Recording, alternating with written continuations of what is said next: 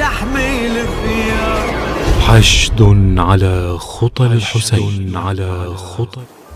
الفتوى المقدسة التي انطلقت في يوم 14/6/2014 هي اللي انقذت العراق، بل انقذت العالم من براثن الطغمة الفاسدة التي سميت الدولة الإسلامية. والحمد لله لولا هذه الفتوى لما بقى عراق اليوم.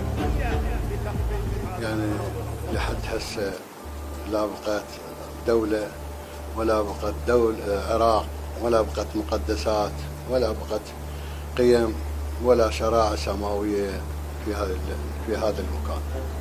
لأنه هاي خطة استعمارية موضوعة منذ زمن بعيد للقضاء على هذا البلد الكريم، هذا البلد المعطاء، وتفتيت مساعيه وتفتيت شمل هذه الأمة الموجودة، ليس فقط العراق بل الأمة الإسلامية جميعا. لأن هذا الوضع اللي اجى بداعش حقيقة خارج عن الإسلام، وليس في صميم الإسلام، وليس من الإسلام. اللي القرارات أو المفاهيم والعقائد اللي اجى بها داعش عقائد خارجة عن الإسلام.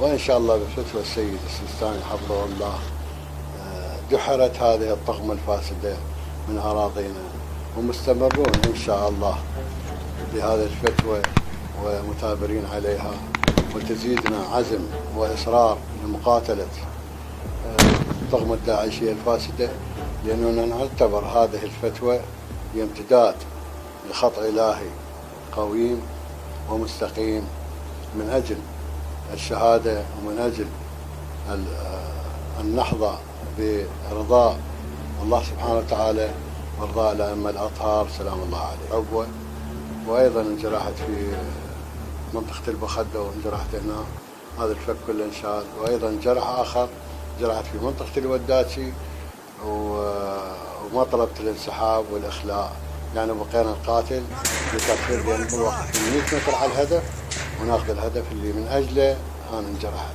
فأصرينا بأنه نتقدم وناخذ الهدف.